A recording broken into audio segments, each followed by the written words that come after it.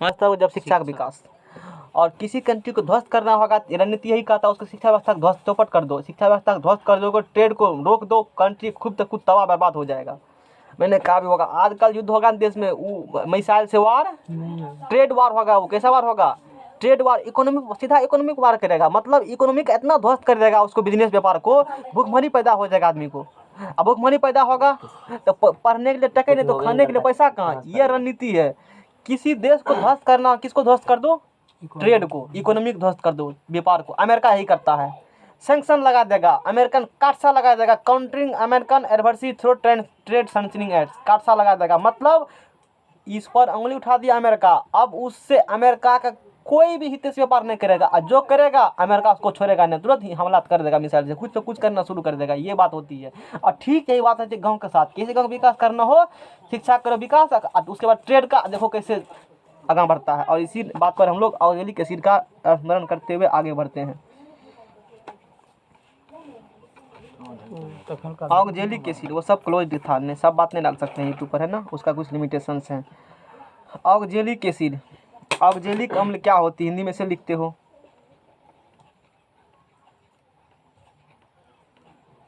Oxalic ऐसे लिखते हैं ना, स्पेलिंग गड़बड़ हो सकता है, देख लेना, इंग्लिश सही लिखा हुआ है। ऑक्जेलिक एसिड, ऑक्जेलिक अम्ल, वो जो कॉपी में भेजेंगे उसमें सही लिखा हुआ है, तुम्हारे बुक में भी लिखा हुआ है, देखना क्या होती है। It is responsible for the king, एक बार वो ला तो पीडीएफ खोल करके, एक चीज़ लिखेंगे नहीं, यहाँ लिखेंगे मतलब यहाँ दूसरी टाइप से लिखेंगे, तुम उसको टेबल फॉर्म कर लेना अपने से।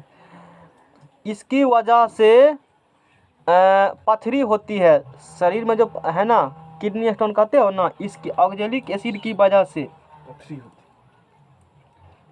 इसकी वजह से पथरी होती है, इसकी वजह से पथरी होती है,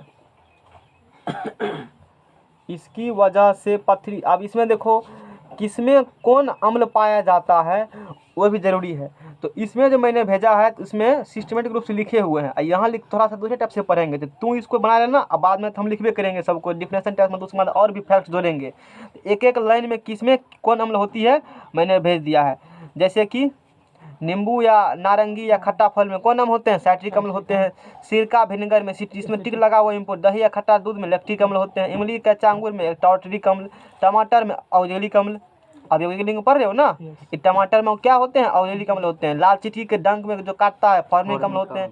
सेब में मौलिक अम्ल। प्याज में एस्कॉर्बिक अम्ल या एस्कॉर्बिक अम्ल कहते हो। चाय में टॉनिक अम्ल। जीव जंतुओं का यूरिन में यूरिक अम्ल होती है। यूटिक नहीं है, क्या लिखा हुआ? यूरिक एसिड लिखा हुआ, यूरिक एसिड। मनुष्य एवं जानवर के आमाशय में एचसीएल अम्ल का रिसाव होता है। मैंने कहा था मनुष्य एवं जानवर कौन सी में? आमाशय में, स्टोमक में किसका रिसाव होता है? एचसीएल अम्ल का क्या होंगे? रिसाव होंगे।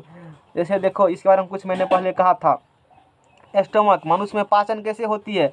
आमाशय में कार्बोहाइड्रेट का पाचन नहीं होता है। आमाशय में भोजन 3 से 4 घंटा ही रहता है। कहाँ पर? स्टोमक, आमाशय में भोजन 3 से 4 बायोलॉजी पढ़ोगे।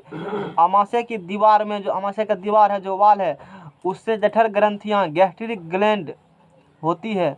ग्रंथि मतलब आमाशय की दीवार में गैस्ट्रिक ग्लैंड होता है, जठर ग्रंथि होती है, जिससे जठर ग्रंथि से जठर रस HCl का स्रावित होती है, जो अम्लीय होता है और उसका pH 0.9 से 1.5 होता है। ये इम्पोर्टेंट है कि अम्ल जो होती है जठर ग्रंथि में, आमाशय में जो होती है, आमाशय के वाल में कौन ग्रंथि होता है?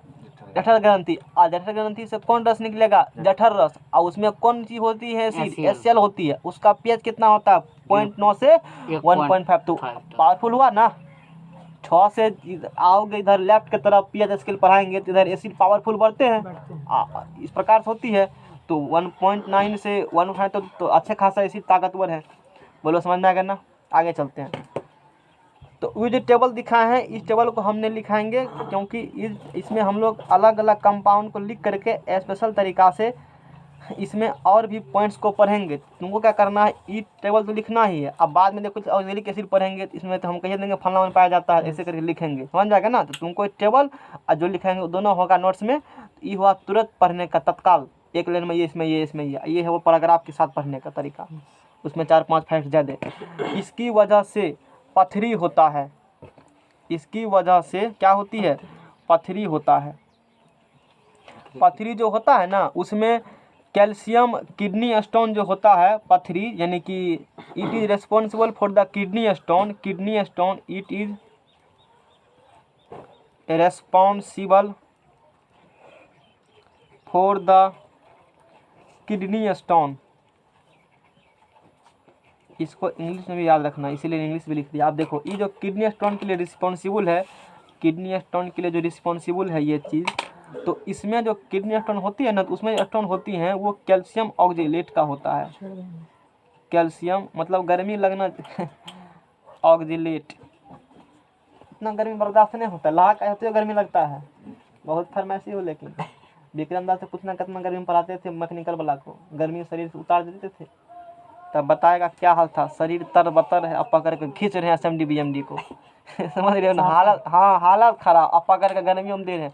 वो गर्मी कहाँ है, एलिवेटर वाला में, और रूम बंद, हवा आने का जुगाड़ भी नहीं, अब पकड़ विद्यार्थी रूम में ठस आता है, पकड़ के दे रहे हैं। सोचो कैसा फील होता होगा। विद्यार्थी भी टस मस पढ़वे करेंगे। समझ में आया? तो तू कहीं वो लगा तो पंखा चलाइए, पंखा इट इज ऐसे हवा कहाँ, क्या हाल होता है लिफ्ट वाला में तुमको पता होगा, कितना तकलीफ होता है, बहुत आवाजों गूंजता है सभी। ओहो दोपहरिया में 2 बजे को पढ़ाते थे, हालत खराब, हवा भी नहीं चलता था, शरीर सब भीग जाता था पूरा। देखना यूट्यूब पर डाला लेक्चर, तब कहेगा ठीक है करे थे। मैकेनिकल वाला खोलना, SOM मैकेनिक्स ऑफ स्ट्रक्चर पर आती स्टोरी पढ़ा है उसमें, मैकेनिकल सेमे मतलब हाँ।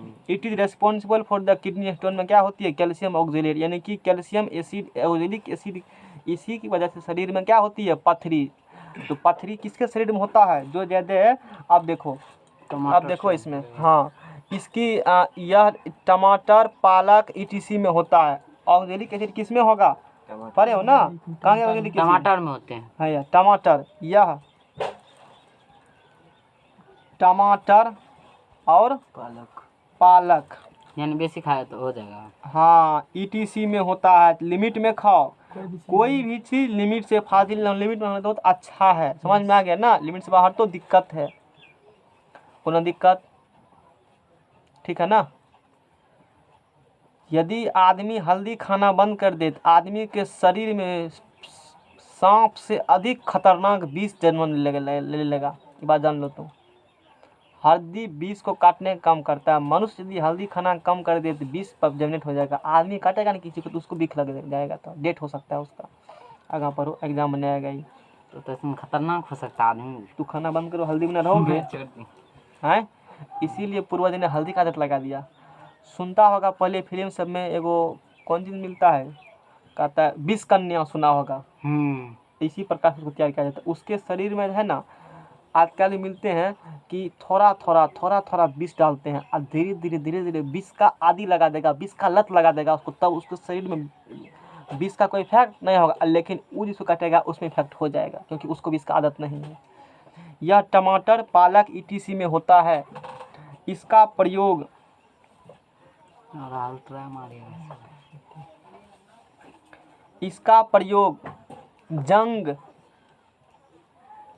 जंग और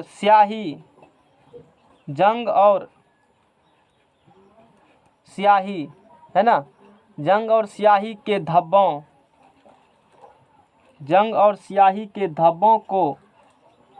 धब्बों को हटाने में किया जाता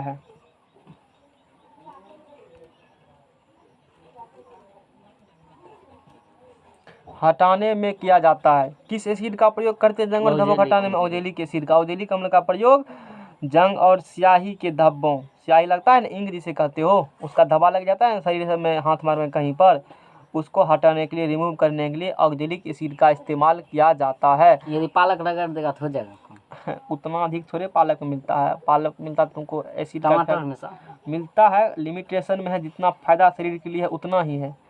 इसका प्रयोग फोटोग्राफी, तुरंत छूट जाए, टमाटर देगा कम है, छूटेगा उससे भी। नहीं देखते हो लोग शरीर को गोर करने के लिए नींबू रगड़ता है, नहीं देखे हो कभी? तो फिर इसका प्रयोग फोटोग्राफी में किया जाता है। कार की बैटरी में कौन एसिड होता है? कार की बैटरी में कहेगा तुरंत लिविर करना है। H2 क्या, H2 NaCl, चलो बोलो क्या, कौन एसिड पाया जाता है? शिवम बताएगा। तू कहेगा, याद है? कहीं लिखल है, देखो तो। नहीं है लिखल, चलो बोलो यार। मतलब तुरंत पूछते हैं, धैर्य दे देगा नजर कि कहीं मिल न जाए। बहुत चतुर हो तुम। अब तुमको टेब लिए हैं, और जो नहीं कहीं में लिखा पेज वही पेज पूछते हैं। चलो क्या एसिड रहता है? H2SO4 इन्वर्टर बैटरी में कौन एसिड होगा? वही इलेक्ट्रोड बैटरी में कौन एसिड होता है? होगा। समझ में आएगा ना? रसायनों का राजा किसे कहा जाता है?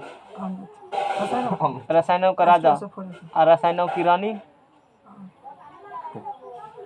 हम बता देंगे यही बात। बोलो। बेंजीन को। तो बहुत तेज हो। किंग ऑफ केमिकल अथी में अम्लराज में क्या होते हैं?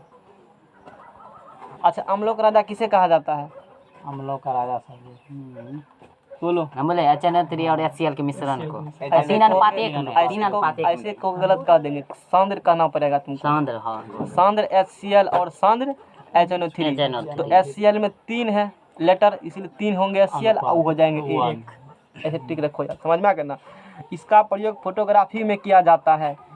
रक्त बैंकों में खून को जमने से रोकने के लिए सोडियम ऑक्जिलेट का प्रयोग किया जाता है। रक्त बैंकों में खून को जमने से रोकने के लिए किसका प्रयोग किया जाता है? सोडियम ऑक्जिलेट का। रक्त बैंकों में इसका फॉर्मूला नहीं होता है, बता बाद में। रक्त बैंकों में खून को, पवन से पूछो ना, सब याद है। पवन कंप्यूटर है। जमने से नहीं याद है, ये तो अनर्थ हो गया। रोकने के लिए, और कभी देखबे नहीं किया है, होबे नहीं करता तो देखेगा खा नहीं होता है? होता होगा लेकिन अभी तो नहीं देखे हम भी। ये काम भी नहीं है। रोकने के लिए नहीं पूछेगा। जितना बेसी पर की करेंगे। सोडियम, गूगल पे मार लो। सोडियम ऑक्जिलेट जानकारी लेना है तो का प्रयोग किया जाता है। हो सकता है पूछे दे। का प्रयोग किया जाता है। एक बार इधर हटो, ये ऊपर 2 नंबर कॉपी लाओ। कुछ फंक्शनल ग्रुप है, कुछ फंक्शनल ग्रुप बताएंगे, आगे जाओगे तो वैसे 12th वाले पढ़ के आया होगा सब फंक्शनल ग्रुप। उस फंक्शनल ग्रुप से ये फंक्शनल ग्रुप है ना, अल्कोहल का सिंगल, एल्डिहाइड का CHO, कार्बोक्सिलिक एसिड का COOH आता है ना। एस्टर का ये याद होना चाहिए। ये क्या होना चाहिए? सबको याद होना चाहिए। एस्टर का COOH, एथर का O सिंगल बॉन्ड हो, कीटोन का डबल बॉन्ड हो, एमाइन का NH2, एमाइड का CN सीधा बैठो। ये सब क्या होना चाहिए? याद होना। और इसका स्ट्रक्चर भी क्या होना चाहिए? याद होना चाहिए। हम भी लोग भी और याद करेंगे। हाँ, तो कार्बोक्सिलिक एसिड के क्या था? Single bond COOH। अब देखो यहाँ carboxylic acid single bond COOH। तो फॉर्मिक एसिड वहाँ क्या? फॉर्मिक एसिड आएगा तो उसका फार्मूला एसिडोलोएच। एसिटिक एसिड का क्या हो गया? CH3COOH। तो ये ऑक्जेलिक एसिड है, फोटो खींच के भेज देते हैं, है ना। सब कार्बोक्सिलिक एसिड सब फेर में लिखे हैं, 10वां फेर में सब लिखवाए हैं। Lactic acid, carboxylic acid. Carboxylic acid नहीं पढ़ाए हैं? नहीं पढ़ाए हैं। ये पढ़े हो कार्बोक्सिलिक एसिड?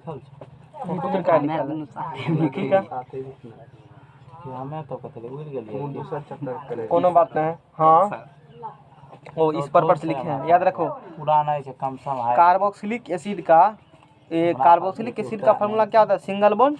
फंक्शनल ग्रुप है कार्बोक्सिलिक एसिड और इसका फार्मूला आता है सिंगल बॉन्ड COOH। और इसके कंपाउंड है, ये सब कंपाउंड इसके हैं। समझ में आ गया ना? तो अभी इसका इस्तेमाल आगे करेंगे तो बता देंगे। देखो ये चीज़ है, इस्तेमाल इसका कार्बन वाला थी में। अब देखो, ये बात हो गई किसके बारे में? ये बात पढ़ लिया हम लोग ऑक्जेलिक एसिड के बारे में। अब नेक्स्ट टॉपिक है लैक्टिक एसिड। लैक्टिक अम्ल दूध में, दही में क्या पाया जाता है? लैक्टिक अम्ल वही खट्टा। देखो मतलब अच्छी होता है। दही या खट्टा दूध में लैक्टिक अम्ल पाए जाते हैं। समझ में आ गया ना? खट्टा दूध लैक्टिक अम्ल। और लैक्टिक एसिड का फार्मूला होता है C3H6O3। क्या होता है फार्मूला? Lactic acid. हाँ, C3H6 और O3। ये किसका फार्मूला है? देख लो, लैक्टिक एसिड का फार्मूला है ये। अच्छा, लैक्टिक एसिड यहाँ भी है, बहुत अच्छी बात है। लैक्टिक एसिड है तो लैक्टिक एसिड यहाँ भी लिखल है। अच्छा, अम्ल का फार्मूला, हाँ, दिल्ली कमल का फार्मूला एक चीज पहले बोले होंगे। According to J. Berzelius, organic compounds are directly obtained from nature or synthesis। Sir सी ये देखिए ना, यही वाला COOH का हॉल्टू से बनाया जाता है। छोड़ो ना, हे, हटाओ क्या ना। होगा? ऐसे सुन लो, क्वेश्चन सुन लो तब बनाना। हम्म, ये क्वेश्चन सुन लो, भूल जाएंगे कभी तो, ये क्वेश्चन भूल जाएंगे ना कभी तो लिखल का भेजो देंगे तो लिख लेंगे। अभी समझा दे लिखल का भेज देंगे, बाद में टाइम मिलेगा तो उसको हम लिख के बता देंगे। और ये ऑर्गेनिक केमिस्ट्री है, क्योंकि ऑर्गेनिक केमिस्ट्री में ज़्यादा कुछ बचा नहीं है पढ़ाने के लिए। ऑर्गेनिक केमिस्ट्री में जो था ना उससे रिलेटेड क्वेश्चन सब करवा दिए हैं, उससे रिलेटेड क्वेश्चन करवा दिए हैं। गर्म करने पर कार्बन मोनोऑक्साइड, ऑक्जेलिक एसिड ना, ऑक्जेलिक एसिड पढ़ रहे हो ना, COOH हॉल्टू उसका ये फॉर्मूला बनाया होता है। जाता है, बनाया जाता है सर। गर्म करने पर कार्बन मोनोऑक्साइड अरे क्या लिखा है, ऑक्जेलिक एसिड को गर्म करने पर कार्बन मोनोऑक्साइड प्राप्त होता है। तो ऑक्जेलिक एसिड का फार्मूला COOH। यहाँ पे ये देखिए ना, ये देखिए दूध, अभी दूध देखे हैं। अरे उसका फार्मूला COOH हॉल्टू, यहाँ देखो ऑक्जेलिक एसिड है ना COOH हॉल्टू, यहाँ लिखे होंगे COOH हॉल्टू। ऑक्जेलिक एसिड का देखो लिख दीजिए। तो COOH हॉल्टू है ना, OH उस ग्रुप में देखो COOH हॉल्टू, COOH हॉल्टू है ना। हाँ मिलेंगे कहीं तो मिलेंगे ना, COOH हॉल्टू कहीं मिलेंगे।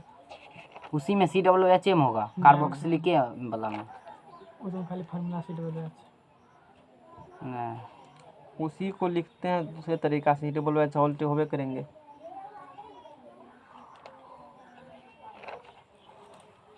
कहीं तो होगा ये,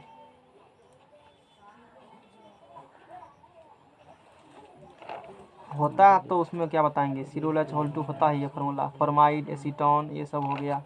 12th अथी में पढ़ाएंगे, 11th में सब ग्रुप पढ़ाएंगे, है ना। ये सब ग्रुप 11th में पढ़ने के लिए है, तो उसका फार्मूला लिख देते हैं अभी है। तो ऑक्जेलिक एसिड का फार्मूला क्या हो गया, ऑक्जेलिक एसिड को गर्म करने पर कार्बन मोनोऑक्साइड प्राप्त होता है।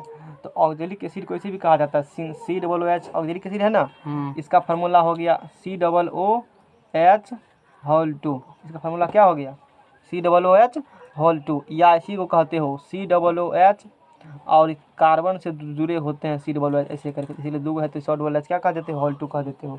अब देखो, अब इसमें इंपॉर्टेंट बात हम क्या बताना चाहते थे, जो अथी वाला कंपाउंड बनाया गया फर्स्ट कंपाउंड, जो वॉलर साहब क्या बोले थे, एक होता है जो छूट जाएगा यदि बाद में, तो इसीलिए मैंने समझा करके ग्रुप में डाल देंगे, लिख लेना तो इसको, नहीं तो मौका मिलेगा तभी लिख भी देंगे।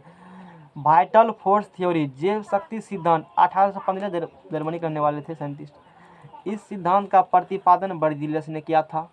इस सिद्धांत के अनुसार कार्बनिक यौगिकों का निर्माण प्रयोगशाला में नहीं किया जा सकता।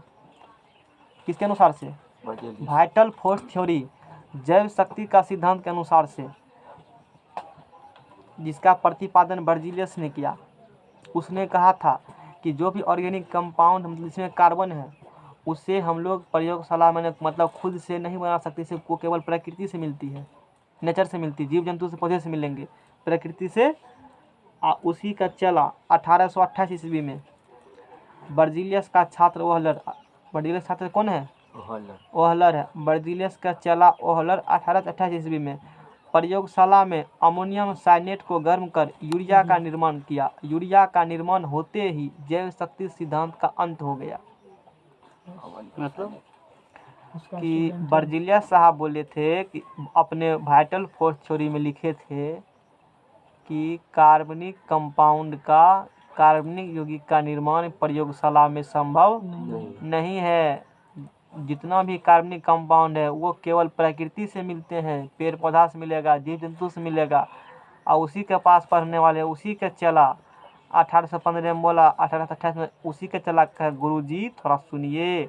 1828 में बर्जीलियस का चला ओहलर ने क्या किया, प्रयोगशाला में अमोनियम साइनेट लिया NH4CNO, उसको गर्म किया और उसको गर्म कर करके यूरिया का निर्माण किया। जो सबसे पहला ऑर्गेनिक कंपाउंड बनाने वाले प्रयोगशाला में कौन हो गए, ओहलर हो गए, और उस कंपाउंड का नाम यूरिया है। तो क्वेश्चन एग्जाम आता है जैव शक्ति सिद्धांत क्या होती है, तो बोलेंगे इस सिद्धांत का प्रतिपादन बर्जीलियस ने किया था। इस सिद्धांत के अनुसार कार्बनिक यौगिकों का निर्माण प्रयोगशाला में नहीं किया जा सकता, इसे पौधे और जंतु से प्राप्त किया जा सकता है। बर्जीलियस का चला ओहलर ने बर्जीलियस के सिद्धांत को फैल मार दिया। उसने कौन तत्व को लिया था, अमोनियम से पूछेगा कि ओहलर ने जो फर्स्ट ऑर्गेनिक कंपाउंड बनाए थे तो किस चीज़ को लेकर बनाए थे, अमोनियम साइनेट को लेकर के। वहाँ साइनाइड था, यहाँ साइनेट है, NH4CNO लिया, अमोनियम साइनेट लिया, यानी कि और गर्म किया तो क्या बन गया NH2CO NH2।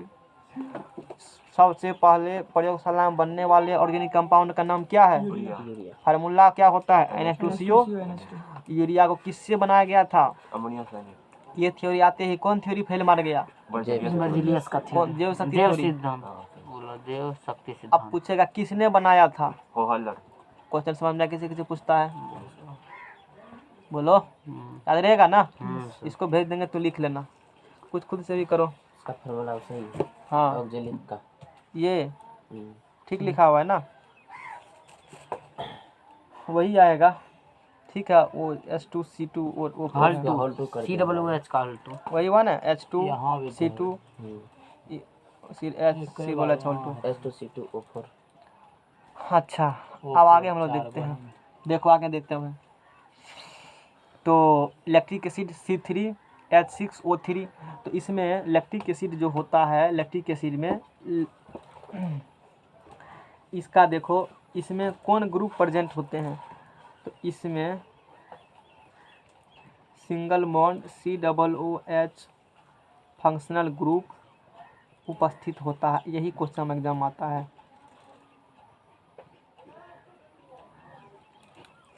बताओ, लैक्टिक एसिड C3H6O3 में कौन फंक्शनल ग्रुप रहेगा?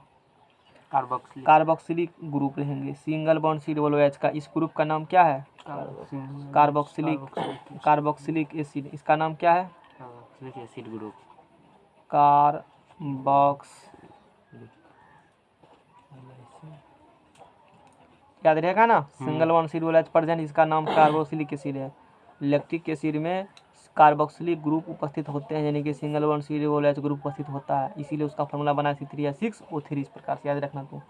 अब देखो कहाँ कहाँ फॉलो, लैक्टिक अम्ल कहाँ कहाँ मिलते हैं, इसका सोर्स कहाँ है, यानी कि सोर्स क्या है, मतलब वो कहाँ कहाँ मिलते हैं? दूध, कौन निकाले? वो तो हालांकि तो काफ़ी पढ़ा लिखल हो, नहीं हो पढ़ा लिखल, ये सर रुकिए, अथी करके दे दिया था। ऐसे ठीक होता लगा है के। ये उम्र में, ये सब आम बात है। लैक्टिक एसिड पढ़ रहे हो ना, तो लैक्टिक एसिड इसमें किस में पाया जाता है? लैक्टिक एसिड दूध, दही। साइट्रिक लैक्टिक अम्ल, दूध या क्या लिखा है? दही या खट्टा दूध है ना, दही या खट्टा दूध। ठीक है, लैक्टिक एसिड पला जाएंगे। दूध, दूध में वो करता है कौन? दूध और हाँ लिखा है, ठीक है। दूध में कौन अम्ल होगा करता है? दूध, खट्टा दूध लिखो, दूध और दही का खट्टापन, दूध और किसके कारण होता है ये? दही का। दूध खट्टा नहीं होता है, 3 दिन छोड़ में दो अपने, तब तुमको पिलाएंगे, तो पियोगे दूध। दूध 3 दिन हट तो जाता है।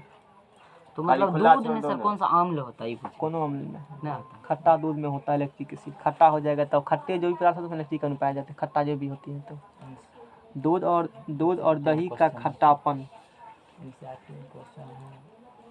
दूध में कौन सा? दूध में लैक्टिक एसिड की वजह से होता है।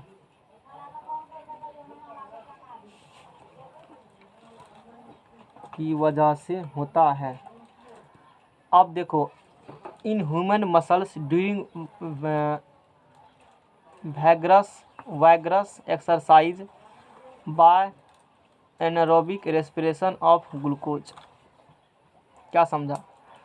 जब आदमी बहुत अधिक करते हैं एक्सरसाइज, है ना, अत्यधिक व्यायाम करने से, यदि ज़्यादा व्यायाम करते, जिम हम ज्वाइन किए हो, मांसपेशियों में लैक्टिक अम्ल बनता है, जिससे थकावट होती है। सर तो रामदेव बाबा हो गया होगा सर। उतना से क्या फर्क पड़ेगा? रामदेव बाबा के कुछ नहीं है देह में, वो हीरा है, भर दिन आप करते रहता है, उसको क्या फर्क पड़ेगा? अत्यधिक व्यायाम करता है तो उसका तोड़ भी रखता होगा नू। सांस फुलाइए और सांस छोड़िए, सांस लीजिए, थोड़ी देखो कितना मेहनत पड़ता है। तब ना पहलवान को पानी पिला दिया, हपस गया था पहलवानों। अरे हो ना, आप बोलवा के कुछ हो नहीं, क्योंकि उठक बैठक भर दिन करते रहते हैं, समझ रहे हो ना। अत्यधिक व्यायाम करने से मांसपेशियां, लेकिन इंडिया का नाम रोशन कर दिए पूरा दुनिया में, सब जगह पहचानते हैं इसको। अब बहुत कंट्री में भी, अरे अमेरिका सर, में भी इसका प्रोडक्ट गुरु था बिकते ना हैं। पतंजलि ऋषि, इसी के नाम से दिया है। शायद कन्फर्म नहीं है पतंजलि हमें। ऋषि था हाँ, इसका पतंजलि। गुरु का। गुरु ही होंगे, गुरु का नाम चर्चा किया। अत्यधिक व्यायाम करने से मांसपेशियों में लैक्टिक अम्ल, मांसपेशियों में लैक्टिक अम्ल बनता है, जिससे थकावट होती है, जिससे थकावट किसकी वजह से होती है?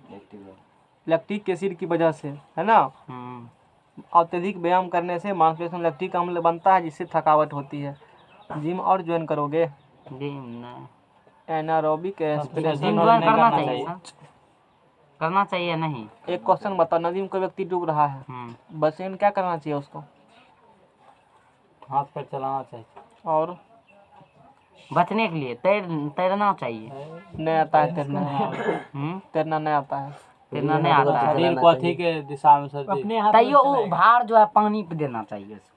मतलब पूरे जो बार वो करता है अथी सब करना ऐसे ऐसे चाहिए। करता है, नहीं, अपने वो हाथ फेरेगा। बता देते हैं, जब भी किसी व्यक्ति को तैरना नहीं आता है और नदी में तू डूब रहे हो, पहला सबसे पहला काम है शांत हो जाओ, ज़्यादा उछल कूद मत करो। क्योंकि तुम्हारा होता क्या है, डूबते हो तो शरीर का धड़कन क्या हो जाती है, जिससे सांस लेते हो काफ़ी जल्दी जल्दी सांस लेते हो, फटाफट छोड़ते हो लेते हो, इससे शरीर का वेट में कुछ इंक्रीज होती है, तो तू अंदर देना लगेगा। वो वेट क्या होती है, कुछ फेफड़ा फूलेगा सटकेगा, सांस फटाफट लेते हो, और तुमको पता है डूब रहे हो तो पानी में गए हो तो सांस लोगे तो ऑक्सीजन की मात्रा बढ़ जाती है, और पानी में ऑक्सीजन की मात्रा उतना घुला हुआ नहीं है, वो सिर्फ उतना ही है जितना मछली सांस ले पाते हैं, मानव के लायक है नहीं, समझ रहे हो ना। तो ज़्यादा ऑक्सीजन की ज़रूरत पड़ेगी यदि नदी में डूब रहे हो और सांस फटाफट ले, फेफड़ा फूलेगा, उठेगा, दबेगा, इस प्रकार से। तो सांस यदि शरीर को पेशेंस रखते हो, ठीक, टेंशन मुक्त हो गए, शांत हो गया तू, तो पहला बात है ऑक्सीजन की ज़रूरत तुमको कम पड़ेगा, और ज़रूरत कम पड़ेगा तो वेट कुछ रिड्यूस होगा। उसके बाद क्या करो, मुड़ी को पीछे करो और कभी भी वर्टिकल मत रहो, शरीर को टेढ़ा कर दो। क्या कर दो, शरीर को टेढ़ा ऐसे कर दो, मुड़ी पीछा ऐसे, और टांग को ऊपर अच्छी तरह करके रखो। ऐसा इसलिए जितना तुम्हारे बॉडी का वेट है उसके नीचा का एरिया का जितना तू छेक रहे हो पानी, उसके नीचे जितना पानी का वॉल्यूम है, उसका यदि वेट तुम्हारे बॉडी के वेट से क्या होंगे, ज़्यादा होंगे, तो तू नहीं डूबेगा, तब तू नहीं डूबोगे। इस प्रिंसिपल जिससे समझ में आ गया ना, इस प्रिंसिपल पर काम इसलिए करती तब ना है। सुतल रहता ऊपर नहीं, अपने जो जिसको तैरने नहीं आता ये कंडीशन बना ही नहीं सकता है। हाँ, ये बात भी है। जो जिसको तभी तैरने आता है वो उसको फुर्वे आसानी नहीं से करता देखो है। मैंने बता दिया कि इस प्रकार से संतुलन होती इस है। तरह से जिसको तैरने आता है वो बना लेता है, बिना हाथ पैर तेरे भी मतलब चलाए भी उचार। इसी कंसेप्ट जिसको यूज नहीं करते आता है हुए, वो करेगा ना तो अंदर ही घुसने लगेगा वो। अरे वो इतना डर जाता है, इतना तलमन करता है कि सांस लगा उसका बॉडी का तो 2-3 kg वेट ऐसे बढ़ जाता है, और रिक्वायरमेंट ऑक्सीजन क्या होती है, बढ़ जाती है। अब पानी में ऑक्सीजन आएगा कहाँ से, उतना ऑक्सीजन है पानी में उतना ही ऑक्सीजन है जितना ऑक्सीजन मछली सांस ले पाते हैं। इसीलिए मछली को जब लाते हो पानी से बाहर और वातावरण ऑक्सीजन काफ़ी है, मछली सांस नहीं ले पाता है, क्योंकि हम लोग की तरह मछली को नाक नहीं है सांस लेने के लिए, मछली गलफड़ लेता है सांस, समझ में आ गया ना, गलफड़ से लेती है। तो उस प्रिंसिपल से पानी में जो घुला हुआ ऑक्सीजन है, पानी में जो क्या है ऑक्सीजन घुला हुआ मछली उसी सांस लेती है, गलफड़ सांस लेती है। बात समझ में आएगी ना, हम लोग के पास गलफड़ नहीं है, हम लोग किससे लेते हैं सांस, नाक से, और पानी में सांस हम लोग नहीं ले सकते हैं। इसी कारण से पानी में हम लोग जाते हैं डूबने लगते हैं। यदि पानी में सांस ले लें हम लोग तो पानी में भी नहीं डूबेंगे, और जब ले लेते हैं तो ऑक्सीजन सिलेंडर हम लोग बांध लेते हैं, गोताखोर बन जाते हैं, और तब डूबते डूबते आराम से तैराकी बन जाते हैं। यही वजह है आदमी का पानी में। ये ऑक्सीजन सिलेंडर बनेंगे तब जाएंगे। उसके बाद है तो बच्चा नहीं हो जाएगा। चुप, ऑक्सीजन टार्ट्रिक सिलेंडर एसिड। तो तड़ा के बोले तोरे चलवा। जब कह दिली ऑक्सीजन सिलेंडर सिलेंडर बन के उत्तम बाबा का आराम गिरा। ठीके छे, चल जाओ निकलो, जाने दो, जाओ ना, कर का ना वीडियो बनाएगा, शिवम वीडियो बनाएगा, पता हम चलेगा चैनल पर निकल डाल नहीं देंगे। पाएगा। अरे तुम कहते इसमें देखो कम भाई आप सबको मैं दिखा रहा हूँ लाइव, संजोग यार डूब जाएगा, लाइव की दिखाएगा सर। टार्ट्रिक एसिड ऐसे होता है सर। यात्रीगण शांति बनाए रखें। टॉट्रिक एसिड C4H6 हमने बताया सब काम वाला बात, अब फालतू बात करते हैं, जरूरी बात जानकारी रहना चाहिए। यस सही सही बराबर। वो बात कर C4H6 और O6। और जो तैरना चाहता है ना, तो इसी प्रिंसिपल तू काम करो, तैरना सीख जाओगे। ये थ्योरी हुआ तैरने का थ्योरी, इसी तैरने पर थ्योरी पर लोग तैरते हैं, लेकिन तुमको थ्योरी वो कर दिखाता है, बताता थ्योरी नहीं है।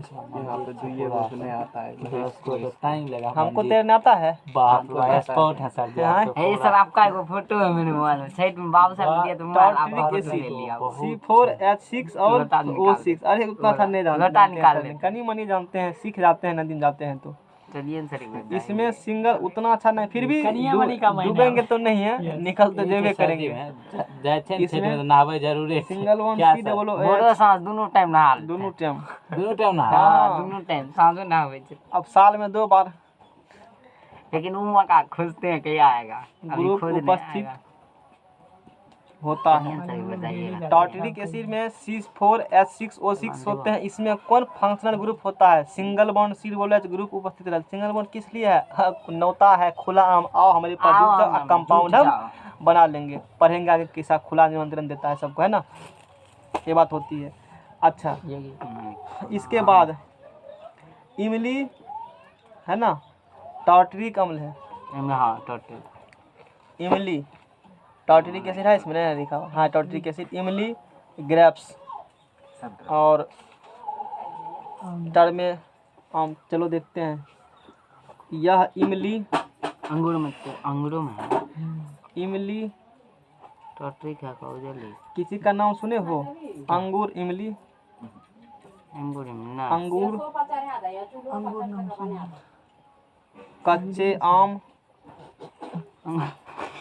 हंसने क्या बात है? ETC में कपार छोड़। मिलता है।